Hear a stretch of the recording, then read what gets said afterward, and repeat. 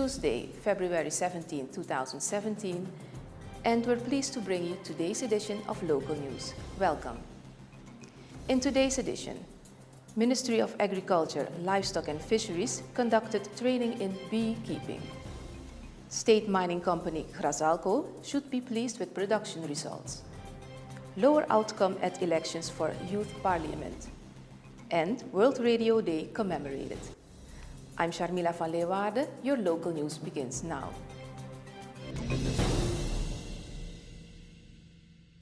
The Ministry of Agriculture, Livestock and Fisheries conducted a training in beekeeping last Friday.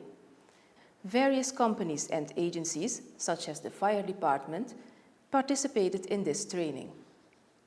The Minister of Agriculture, Livestock and Fisheries, Suresh Algu, also participated. The training contains a theoretical and practical part. Trainer Mohamed Kodabaks informed the participants that they shouldn't be allergic to bee stings.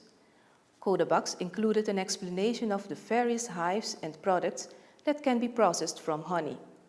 Bees are looking for casings to make their nest. He also indicated that honey is the best export product. Bees collect pollen from flowers. They carry the pollen in baskets and subsequently store them in the honeycomb. Then you get honey. But a beekeeper can also choose to buy pollen pellets. Pollen collected by bees can be used against hay fever, says Kodabaks. The current situation shows that there are 30 beekeepers and that there is room for more.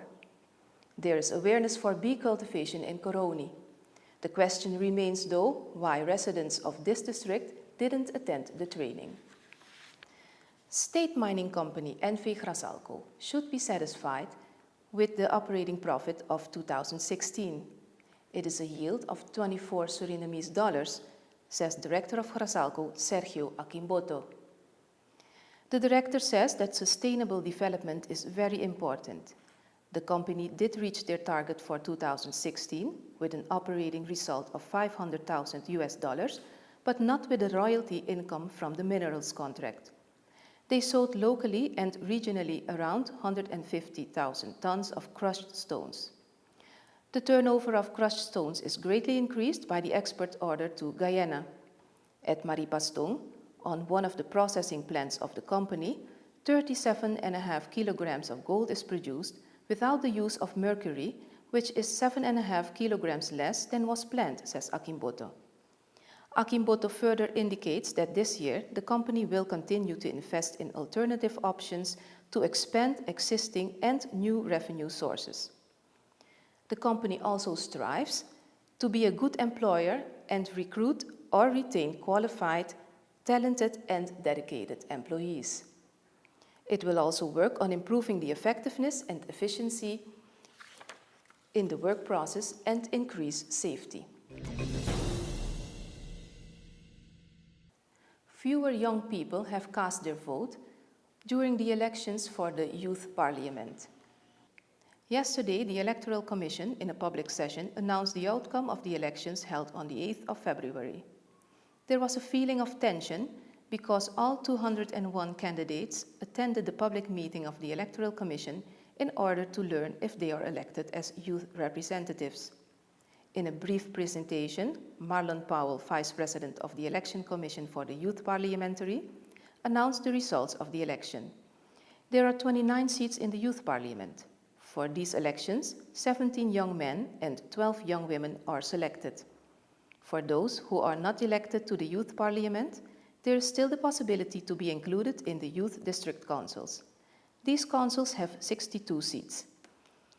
Adaba Winston and Emmanuel Sanfisi have obtained the most votes. After the public meeting, the elected members have to obtain a concession form at the Electoral Commission and return it within 14 days at the Secretary of the Commission. Yesterday was World Radio Day. This day was declared on February 13, 2013 by the UNESCO. Radio has a wide reach. It's a strong and cheap communication source that is now overshadowed by the internet. It ensures that people are informed and are able to listen to music. In Suriname, not everyone is aware of this International Day and therefore the STVS found it appropriate to visit some radio stations. On this day, UNESCO focuses on radio stations. Radio is important for people living in remote areas who cannot read or write and are less stable. In a multicultural society like Suriname, listening to the radio is very diverse. Most radio stations have live internet streaming, so those who are abroad can stay in touch with the Surinamese vibe. This was your local news for today. Thank you.